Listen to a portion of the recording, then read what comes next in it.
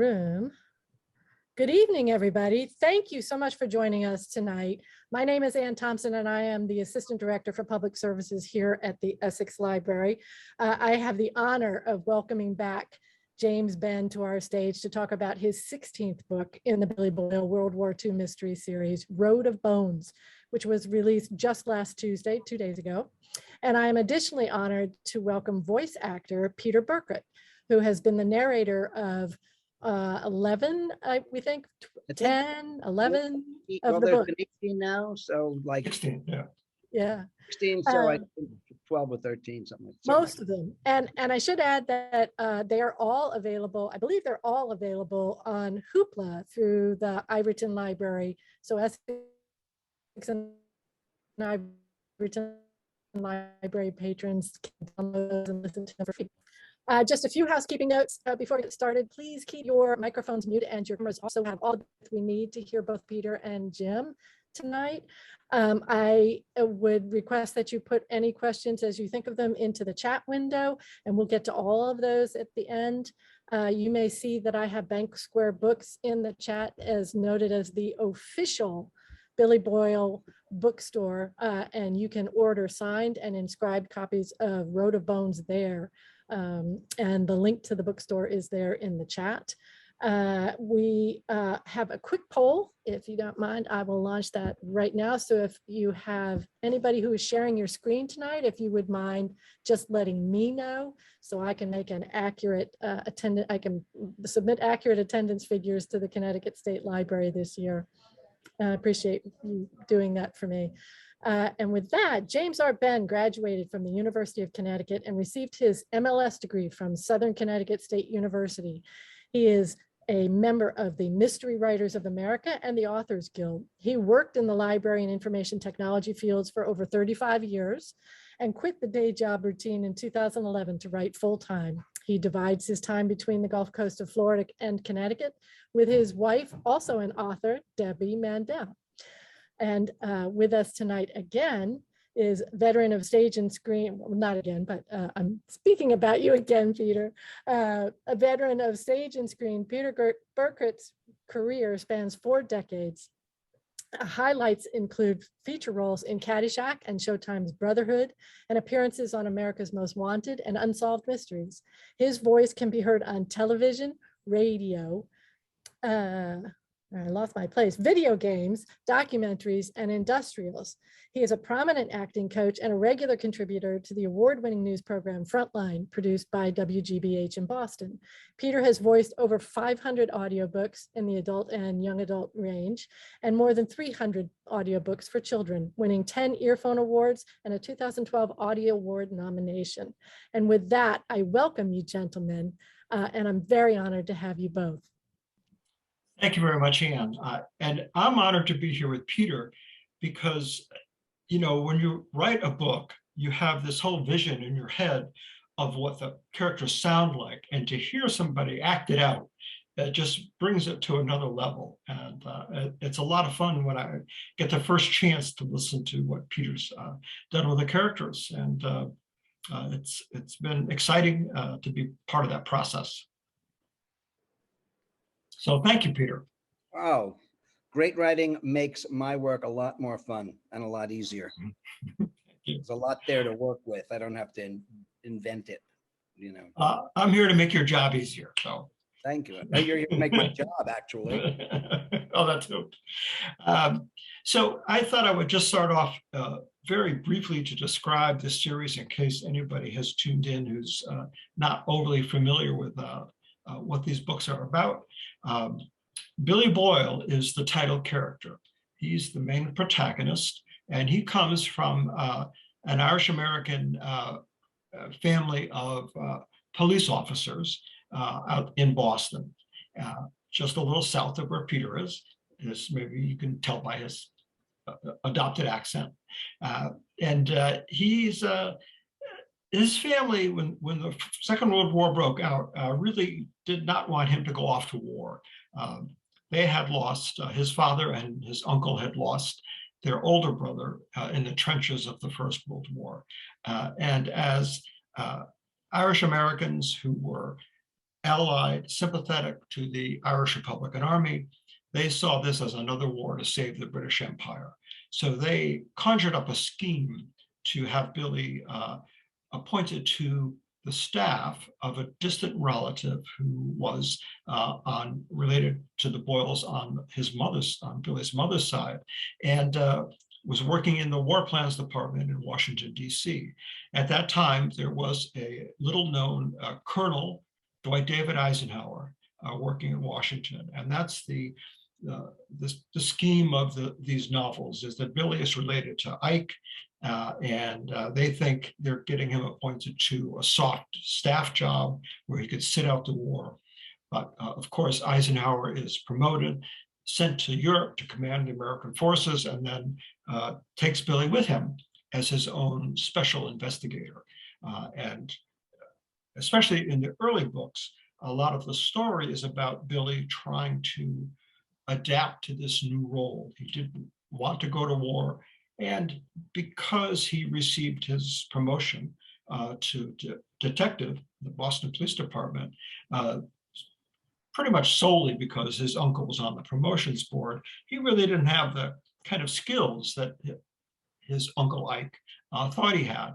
But when faced with either disappointing his uncle, who he thinks very highly of, and disappointing him so much that he's fired and sent to command an infantry platoon with a life expectancy of maybe 3 or 4 weeks, he decides he's got to figure out how to do this job. So a lot of the early books are built around Billy becoming adept at investigations.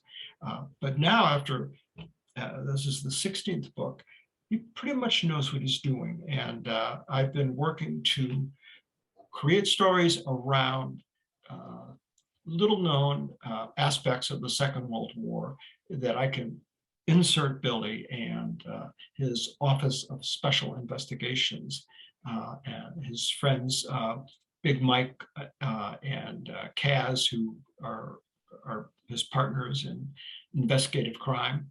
And this time, they're off to the Soviet Union, and they're investigating a double murder of an American intelligence agent and a Russian intelligence agent. And the idea is that the Russians demand a joint investigation. So Billy has to get to the Soviet Union. I had wanted for a long time to write a book that brought in the air war, that told the story of what it was like for the men who flew these missions, especially in the bombers and the horrendous casualty rate they endured. But I never could come up with an idea that I could sell myself on to get Billy in a B-17. It just seemed like that would be such a stretch that it wouldn't work out. But finally, 2 things happened that led me to see a way to do that. And one of them has to do with genealogy. My wife, Deborah Mandel, a lot of her family came from Eastern Europe. She had one grandfather who got out of Poland in the 1920s, came over here as a child of 16 by himself and created a whole life for himself. He actually went back to Poland in 1938 as an adult with money to get his family to leave Poland. Even though he went to his town and met with, many people in his family, everybody said, well, how bad can it be? We don't want to leave. So he went back alone, and it was bad. Now, the story in her family was that everybody was wiped out as the Nazis began to work the Holocaust in Poland. But it turned out recently that there were 2 members of the family that some people did get out, but they were scattered to the winds. And separately, 2 men were doing genealogies and trying to trace her family tree. And it turned out that one of them was a surgeon in Texas, And the other one, oddly enough, was in the Philadelphia area and lived a couple of blocks from Debbie's brother. All this time, been that close. And he is a little bit older, but he's her cousin Abe. So we met cousin Abe, and it turned out he was on a bomber crew. He was flying B-17s over Europe. And I often thought about what it must have been like for him to be on this mission, dropping bombs on German targets. Did he know what had happened to his relatives in Poland at that point? Maybe not, maybe he did. But his stories were just riveting. He lost a thumb to flak, and that was the end of his career in a B-17. But he endured a lot, and he had a lot of stories. And in the first chapter, which Peter is going to read for us, perform for us, there's a scene in which Billy is a bomb is stuck in the bomb bay, and Billy has to jump up and down on it to dislodge it. So when you hear that, it's really not Billy. That was cousin Abe. That really happened to him, and that's where that story came from. So I had this notion that I really wanted to tell cousin Abe's story in a way that would be true to his experience. And then a couple of years ago, a documentary came out, and I think we have a slide that shows Cold Blue. The Cold Blue was a documentary that was done from footage taken from the Memphis Belle. And the Memphis Belle, now there was a movie made of it, but the Memphis Belle was an aircraft that they were making their 25th and final mission. At that point in the war, if you survived 25 missions, you got to go home. In true Catch-22 fashion, they upped that to 30 and 35 later. But anyway, the Memphis Belle was a famous documentary.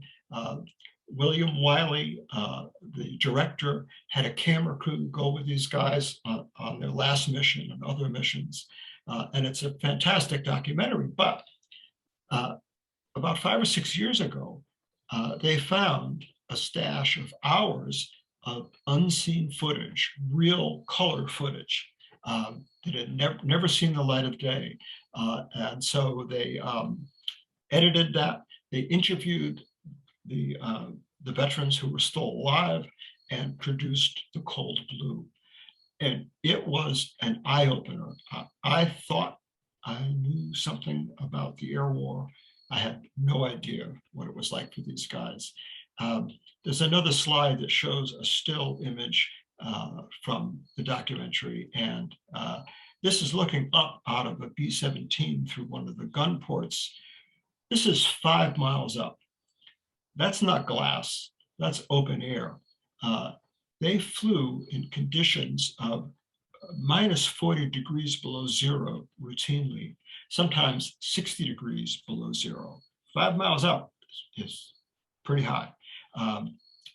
And the Germans are trying to kill you at the same time. It was so cold that if bare skin touched metal, it froze. There were instances of men having to have their fingers amputated because they touched the plexiglass in the nose cone or the steel on the side in those temperatures.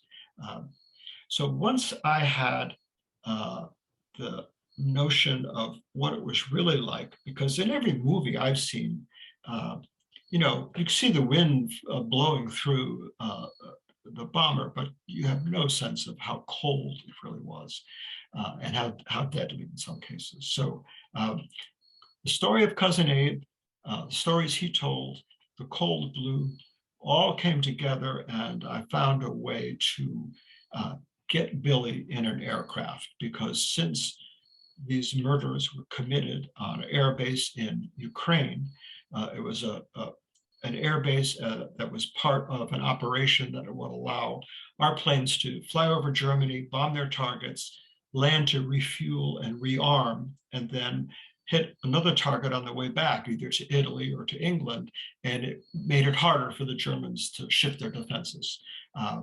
So what's the quickest way to get Billy in an emergency from England to Ukraine? Put him in a B-17 that's headed there. So he is jammed into the nose. The bombardier's position had 2 machine guns in the nose, and he would move back and forth. But Billy is squeezed in, give him one of those guns, and told basically, stay out of the way, don't cause any trouble. That's how we got Billy up in the air. And to make that all a little more real, let's turn it over to Peter. Okay,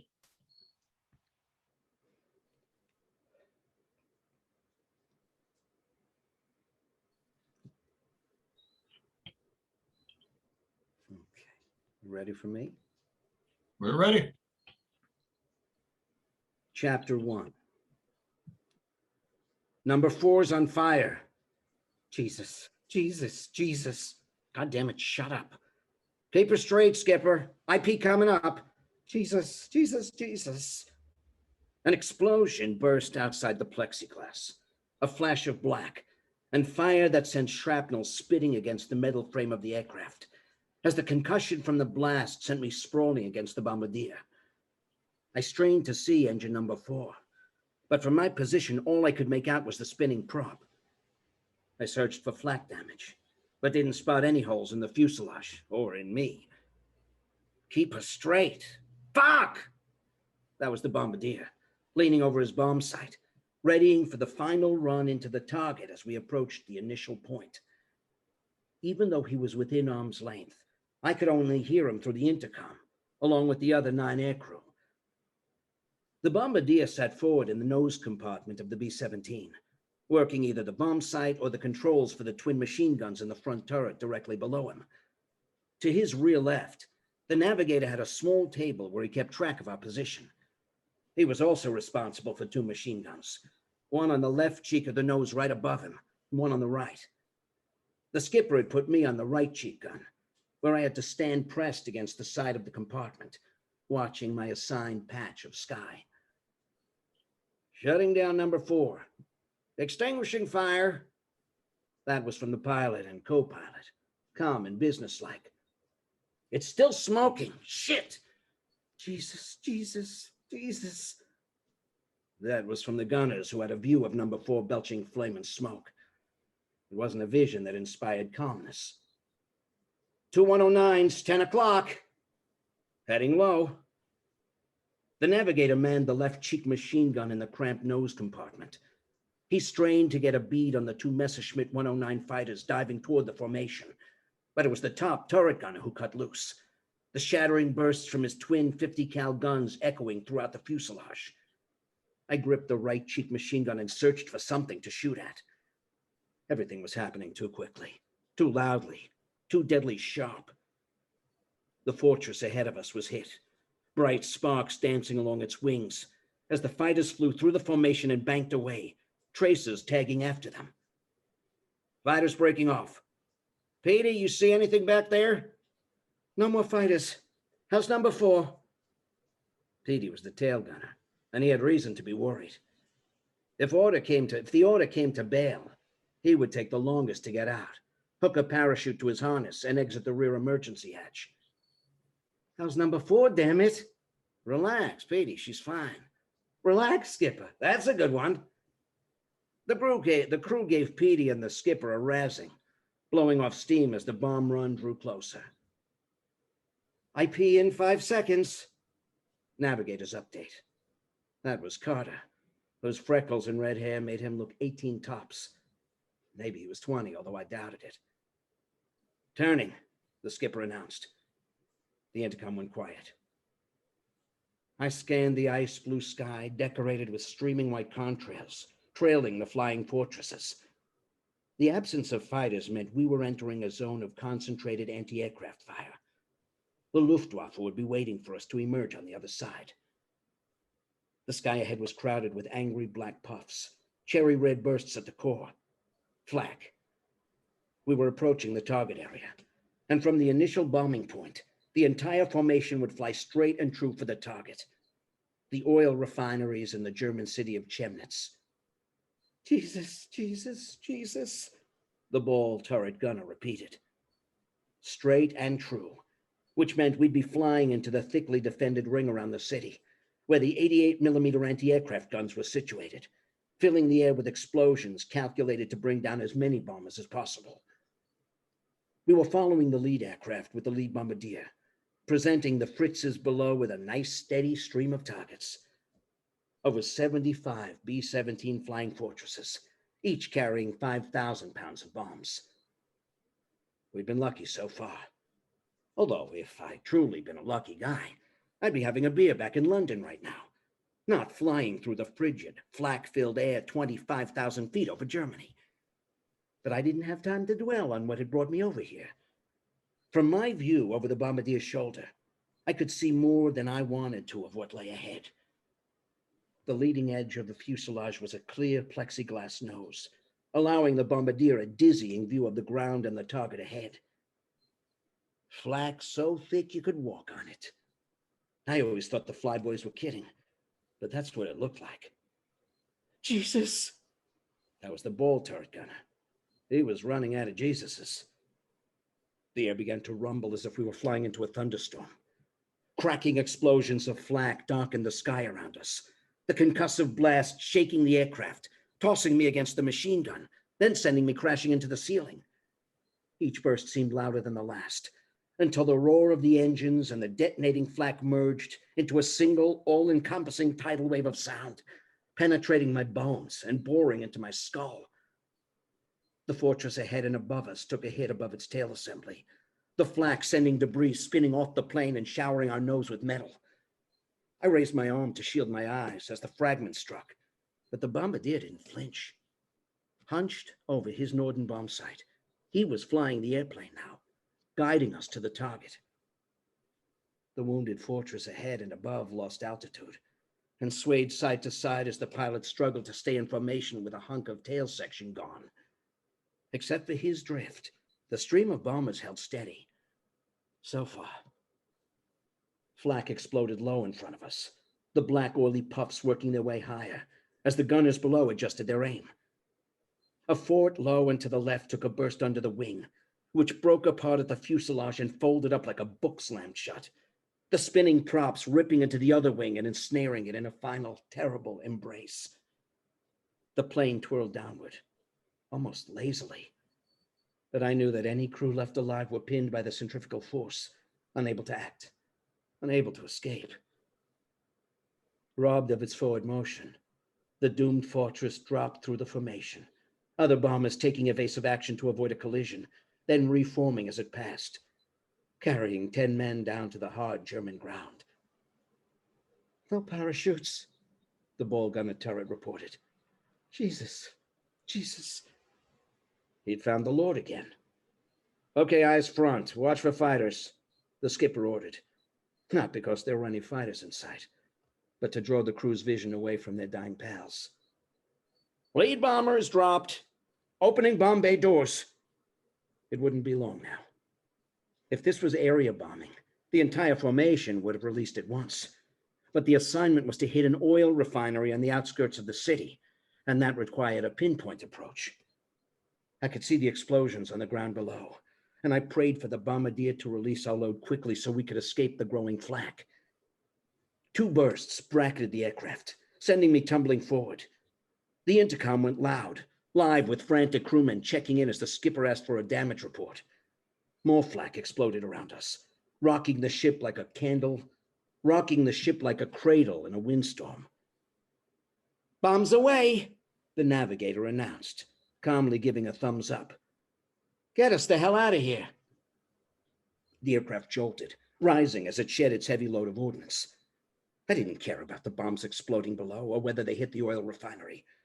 I cared about escaping into the vivid blue beyond. Boyle, the skipper called out. Here, I said, keying my throat mic. Make yourself useful and get to the tail. Petey didn't respond. And hurry, the fighters will be back once we clear the flak. I unhooked from the intercom an oxygen system, grabbed a portable canister, and plugged in. Without oxygen, I'd be unconscious in no time and never know what hit me. Maybe Petey got disconnected by accident, or maybe there was intercom trouble. Either way, someone had to check, and as the least useful man aboard, I was elected. I struggled to get through the narrow compartment, clumsy in my thick insulated flight suit. But it was the flight engineer, Mick Heller, who sent me reeling. Pushing past me as he climbed down from the top turret, he slammed to a halt at the bomb bay. Cold winds hurled against us as he shouted into my ear, "Bombs hung up!" He pointed to a single 500-pounder hanging in the rack, its tail fin stuck and the warhead shifting downwards. If flak hit anywhere near that thing, or if we took fire from a fighter, it would blow us all to hell and gone. Heller gripped a stanchion and stepped out onto the narrow metal catwalk that spanned the open bomb bay. The wind was so fierce I could see the exposed skin around his oxygen mask blown back. Holding on, with no parachute and 5 miles of air beneath him, he kicked at the bomb again and again. It didn't budge. He pointed at my feet, jabbing his finger at a box secured to the fuselage and making a squeezing motion. I spotted a tube of grease and got the message. I grabbed it, took hold of a stanchion, and eased my way onto the catwalk, shocked at the frigid wind pushing at me. I looked down and decided that hadn't been a good idea. I felt dizzy, frozen and shaky. Heller pulled me closer than I needed to be just to hand him the tube. He took it and greased the rack, then raised his leg to kick again. But this time he hesitated, waiting for me to join him. Hell no, I wanted to say. I wanted to tell him I was afraid of heights and afraid of jumping on armed, high-explosive bombs. But instead we kicked. Once, twice, then a third time. At the third kick, the bomb gave out a high-pitched squeal against the rack. The fourth kick did it. The bomb fell away, descending to whatever German real estate was unlucky enough to receive it. A flak gun, I sincerely hoped.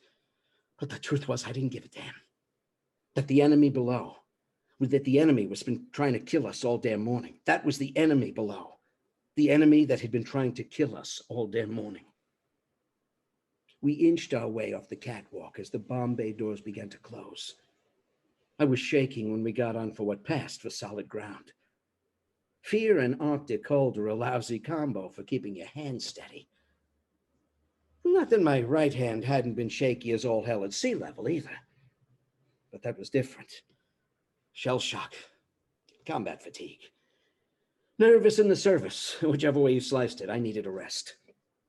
But instead, here I was dodging lead 5 miles above Nazi Germany. And these shakes were from the frigid temperature and wind chill. Heller thumped me on the shoulder and removed his oxygen mask. He whacked it against his arm, sending shards of ice flying. Then he pointed at me and put it back on. I followed suit, dislodging the ice crystals that had condensed from my breath. It felt better, if better as possible at 40 degrees below zero.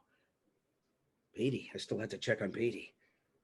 I plugged into the intercom and keyed my throat mic again. Skipper, I didn't get past the bomb bay. Petey's okay. I sent one of the waist gunners. Comm is knocked out. Get back to your position. Hey guys, Boyle's now an honorary bombardier.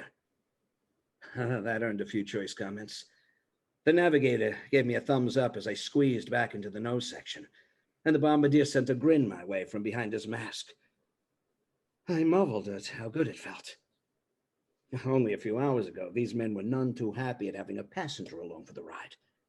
Now we were pals, all crewmen of the Banshee Bandit, veteran of 14 missions.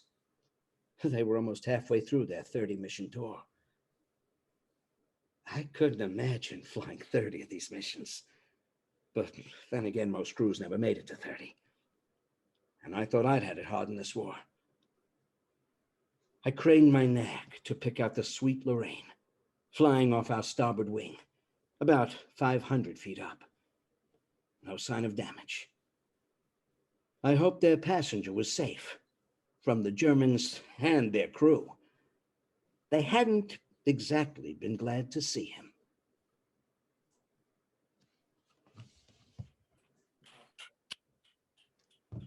Thank you, Peter.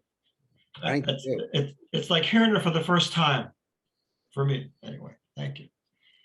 I could ask everybody to unmute and applaud. Yeah. I don't know if anybody else has goosebumps, but I sure do. Thank you. Thank you, Peter. That was amazing. Thank you. Well, when you can really see it, it takes a while, to really see it. I've seen documentaries. I've read this 3 times now, and I just did another series, another World War II series, which focuses on pilots at the beginning of the war.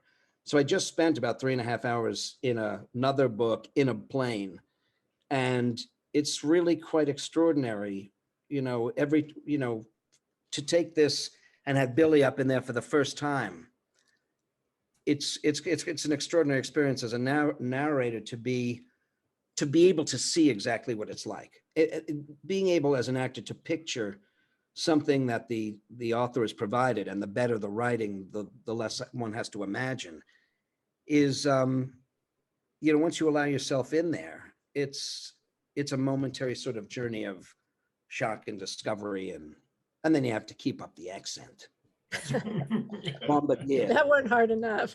Yeah. But yeah, thank you.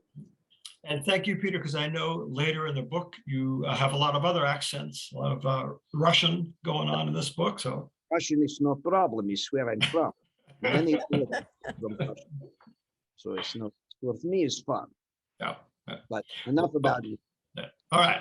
More about me. Yeah. And More thank you, Peter. I know you have to go. So thank you very much. That was incredible. Yeah. Thank you, Peter. Thanks, everybody. Hi, Thomas. See ya.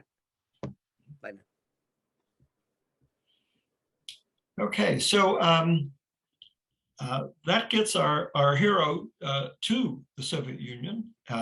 And I'll just mention that if you know Big Mike, one of the main supporting characters, he's the guy in the other plane that Billy was talking about. And if you've ever read a description of Big Mike, he's the biggest sergeant in the United States Army. And the crew is mad at him because he barely fits into the position that they've got him in the other aircraft. So they weren't too happy about taking on an extra passenger, much less one of Big Mike's size. So that's what's going on there. So there was, as I mentioned, we're going to this Soviet Union. There's a lot of Russian dialogue on this in this book, and I've thrown everything at Peter from South Pacific dialects from the Solomon Islands to obviously a lot of French and Italian, and he always comes through with just the right accent. But he was excited about this because he is from that part of the world, or his heritage is. So the Russian, I think, came pretty easy to him. Just want to go back to the plot of the book a little bit. I mentioned that there is a double murder.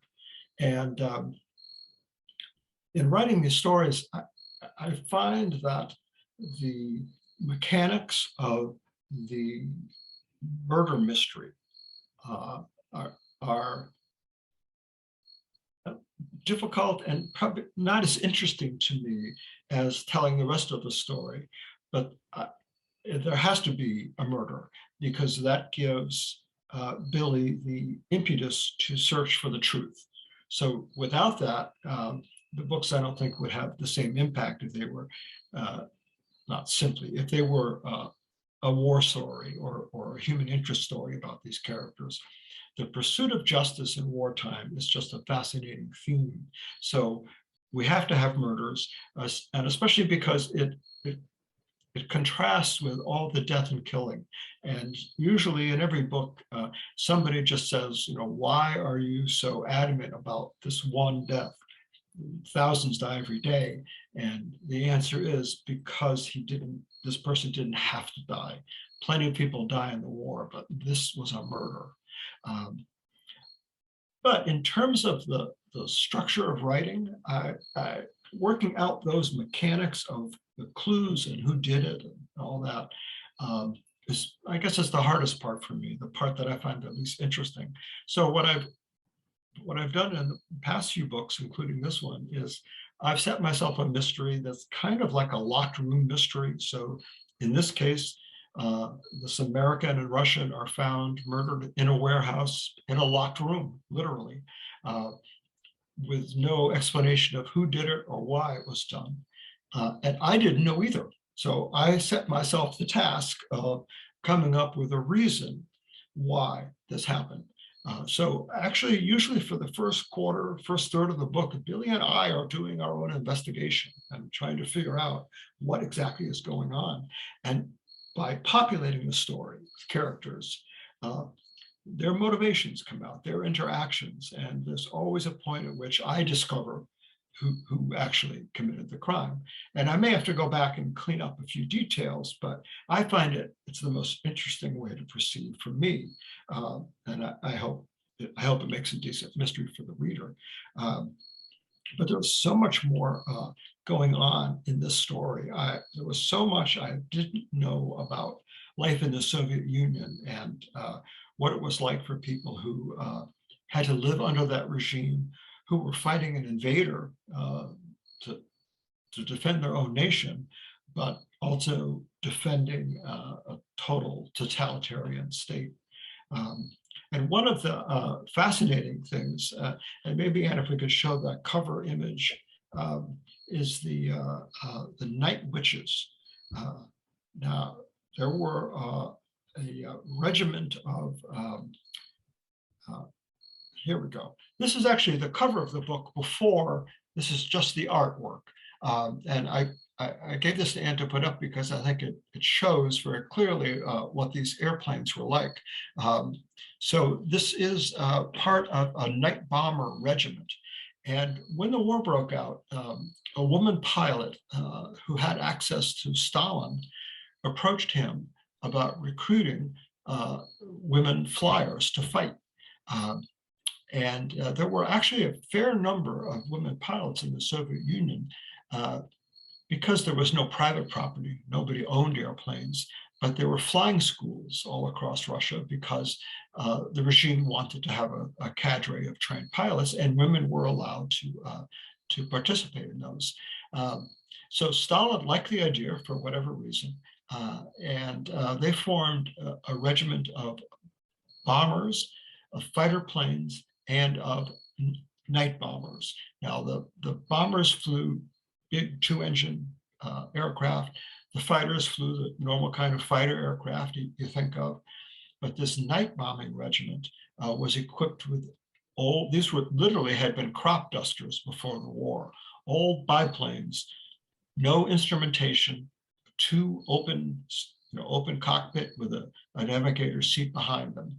And their job was to strike at the Germans at night and bomb their installations, bomb their bases, and more with an eye to keeping them off balance and up all night and jittery, because the technique that they used was to fly very low. The navigator, just by navigating landmarks, would guide the pilot to the target. They would cut their engines and glide in and drop their bombs. And the Germans called them night witches, Nachthexen in German, and they put a bounty out on their heads. And of course, the women pilots took night witches as an honorable title and ran with it, and that's what they became known as. Very dangerous job. This is just a canvas and plywood contraption, a gas tank that could ignite under any fire. The navigator in the rear seat was surrounded by flares, and they would drop these flares over the target so the pilot could see where to drop the bombs, which means this thing was just ready to ignite any moment with all that flammable material.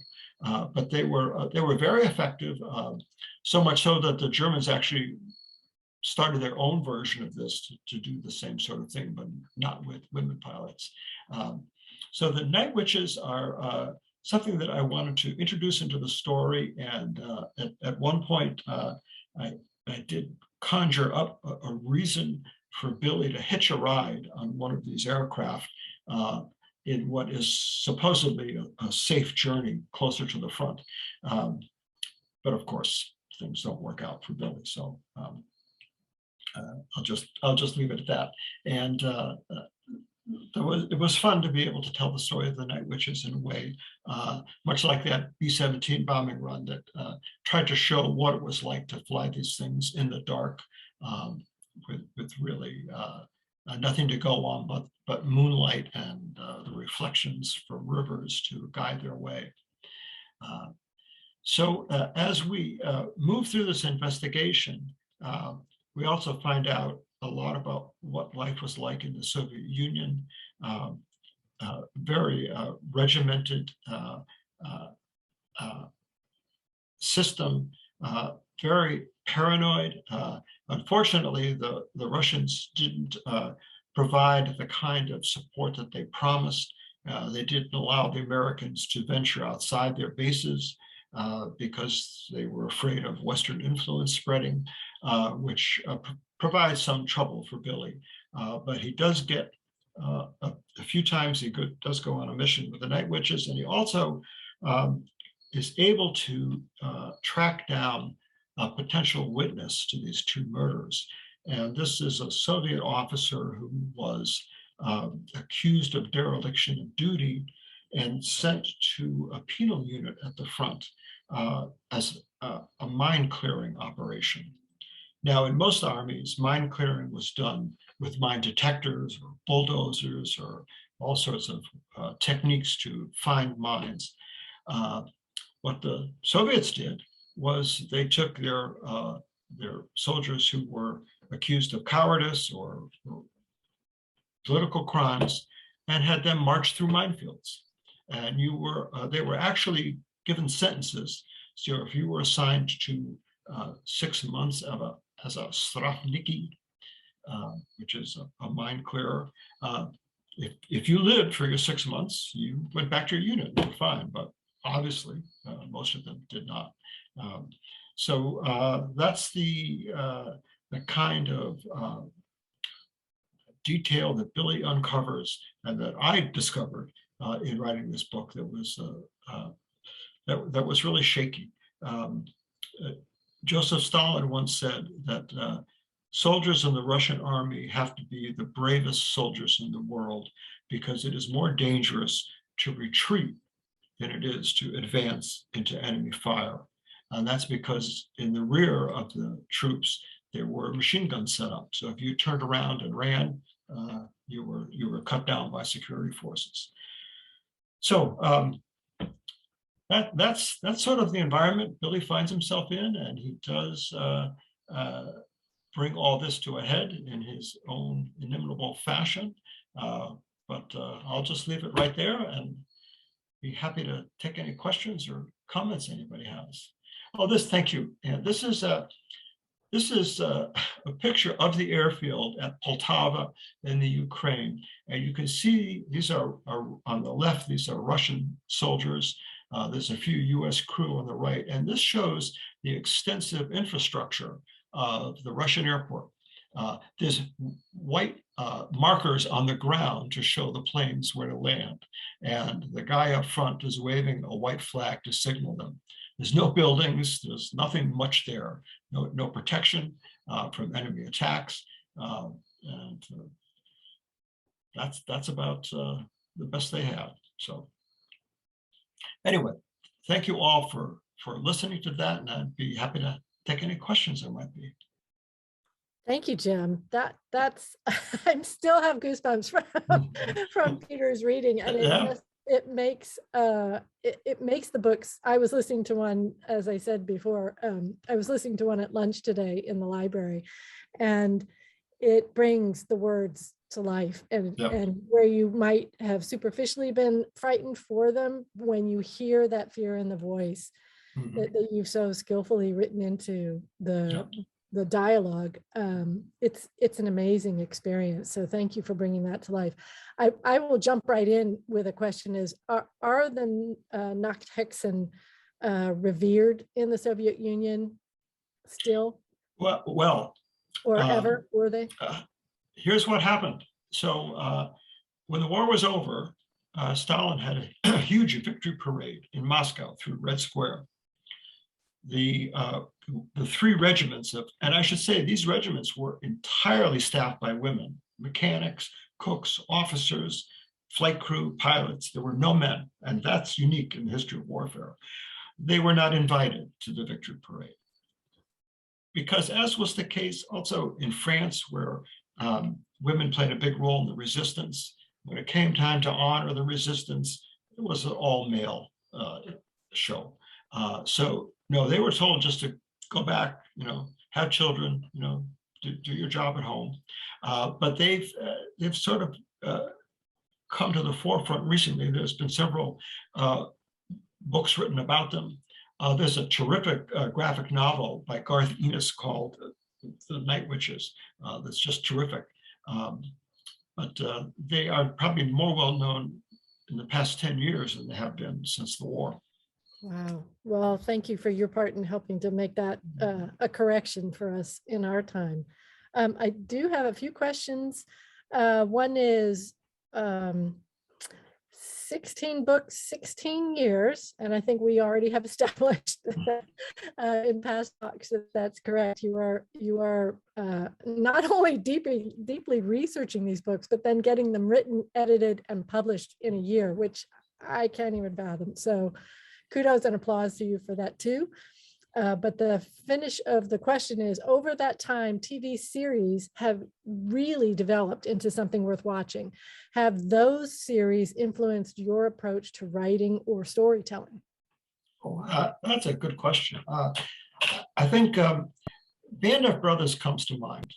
First of all, it's the 20th anniversary of the release of that series. And that was realism that we hadn't seen before, even in a film like Saving Private Ryan, which was groundbreaking in the first 20 minutes. But Band of Brothers had a level of realism that I think we hadn't seen before, telling the stories of individual people in an extended format.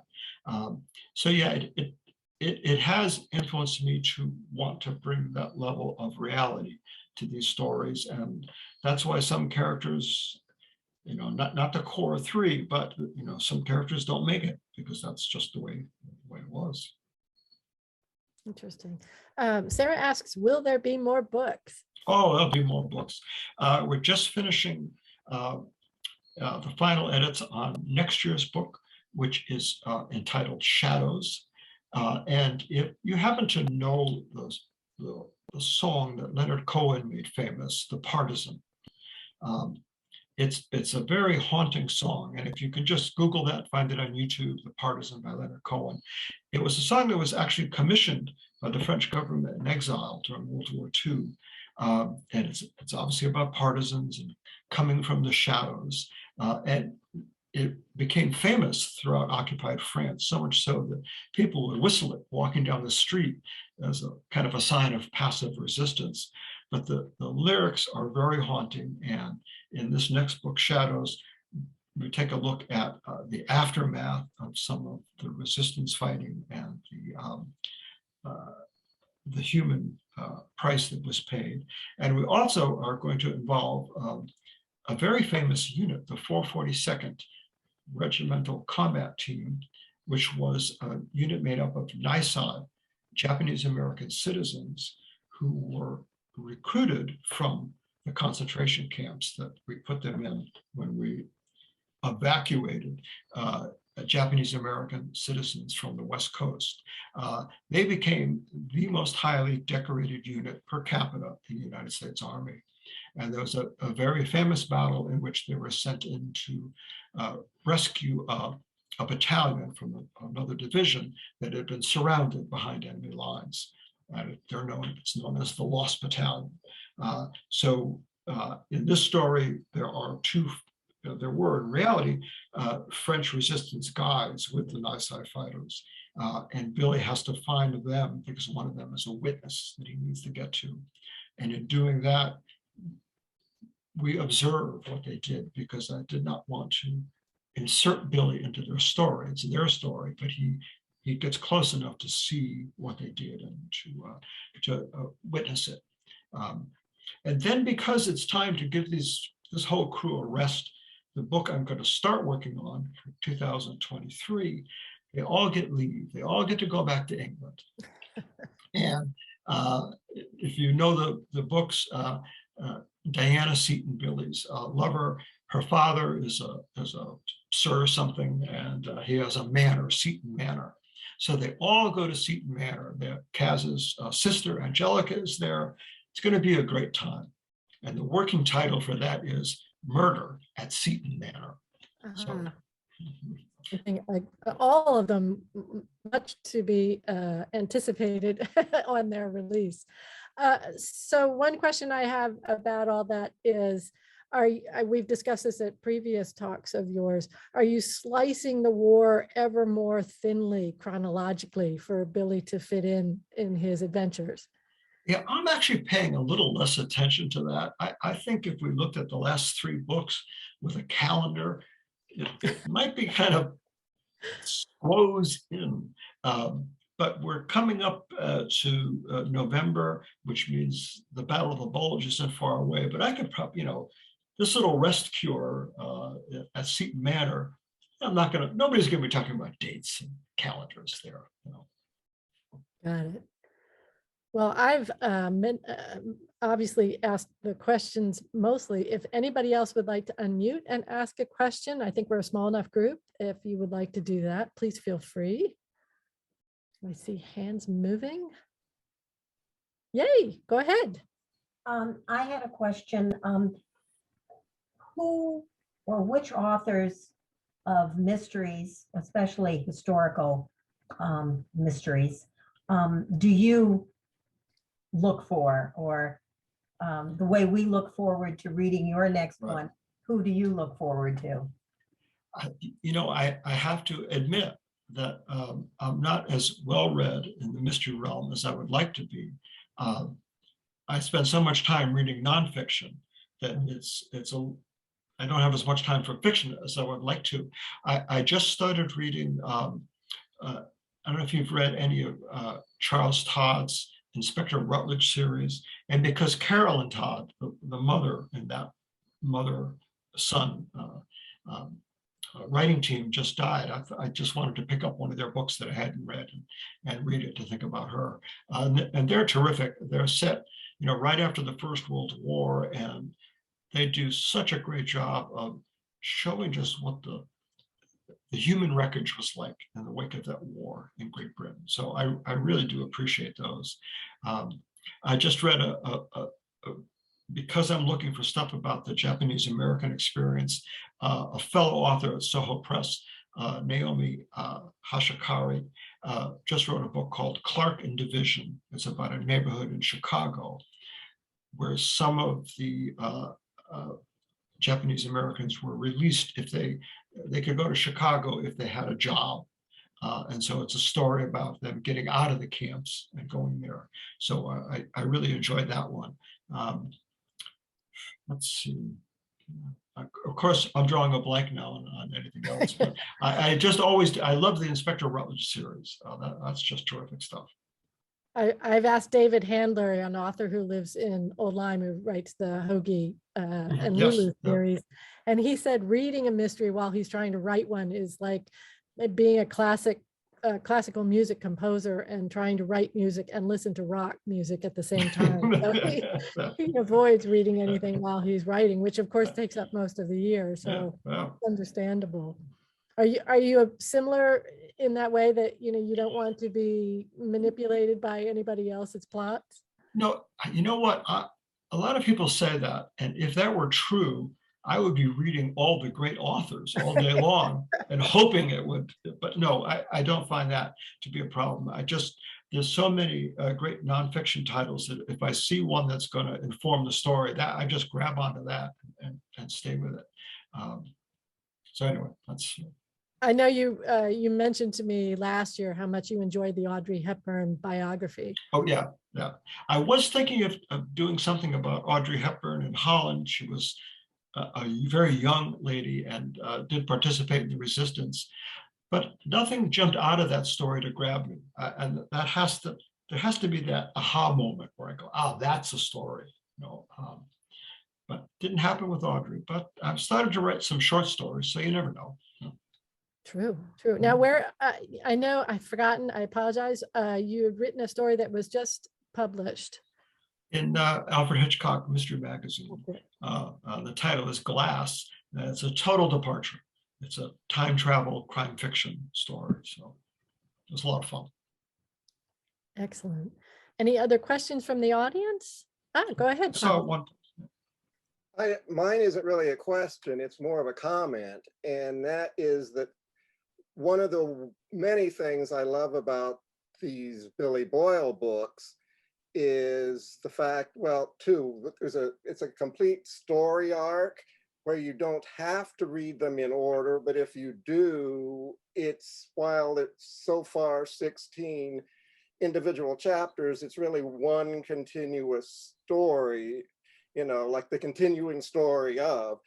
And adding even more to that element is the fact that some of the, shall we say, supporting players come in and out of shows, there you go, out of stories, out of the books.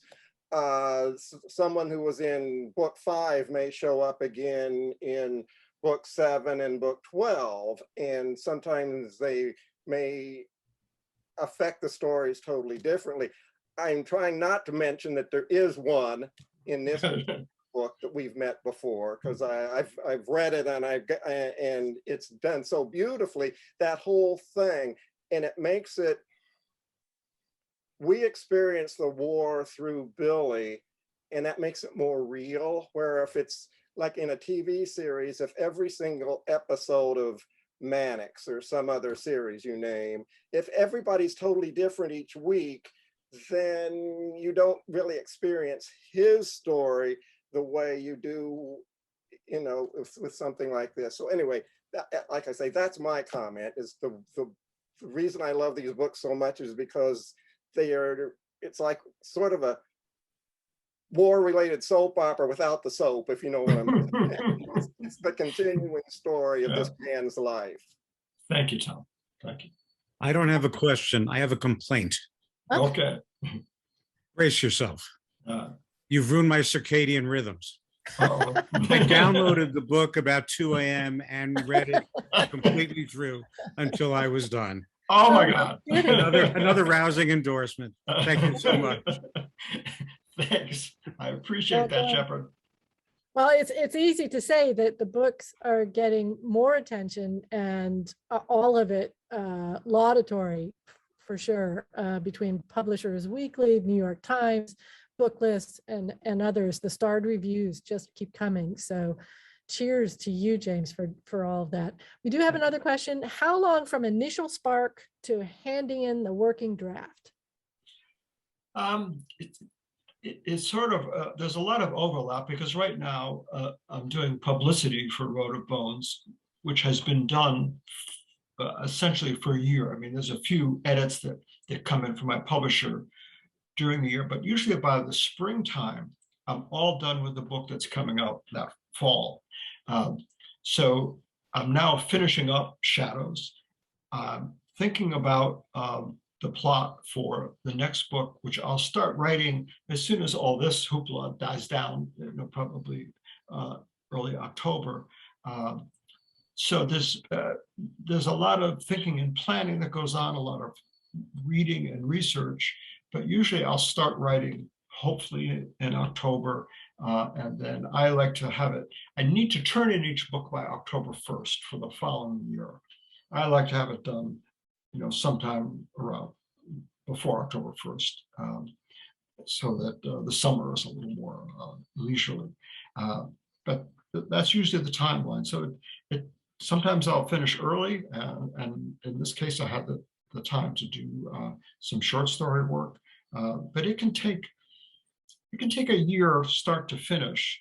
But usually there's a lot of overlap between promotion for the current book, finishing edits for the next year's, and then working on this one. But usually by the time the new year rolls around, I'm just knee deep in the new book, and all the other promotion work and everything is done. So the last 6 months are probably more intense work period. And can you divulge your work process? Are you 8 hours a day, 5 days a week, or are you just mornings, evenings, night You know, hours? I read another, this came up on Twitter in a discussion among authors, and one author said, you know, there are some people who will write like 5,000 words a day, throw out 3,000 of them the next day. And I can't imagine that. And I think it was Stephanie Cha said, 1,000 good words a day. And that kind of mirrors my writing. I don't write as fast as some people, but I do keep at it. And if I write 1,000 good words, that means it needs some editing, it needs some tightening up, but I'm not going to throw out half of it the next day. So I tend to work best a little later in the day, kind of lazy in the morning. But keeping at it every day keeps the story alive, whether it's 100 words or 1,000 words. Excellent. Thank you. I Any just, other questions? and Hey, I want to Russell? say one thing. I just want to, it's not a question so much as a comment. I had the first 3 books I read as a book, and then the last 15 dozen or so I listened. And but the Red Horse I read, Jim Childress gave me that book, and I think you had signed it. So I read that one, and in my head as I read it was Peter's voice. Great. So it was so nice to see him tonight read it live, and now I have a picture when I'm listening to it. But yeah, it's great. He really brings those characters alive. He does. Yeah. Yeah. It's amazing. So thank you. You're welcome.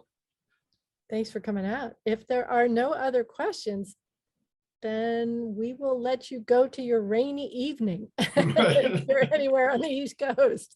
So thank you, Jim and Peter. Thank you, Ann, and thank you, for everybody. Thank All you, right. everybody, for Thank you. coming out. And I hope to see you at an Essex Library event soon. Take care, Okay. everybody. Bye. Bye-bye. Bye-bye. Take care.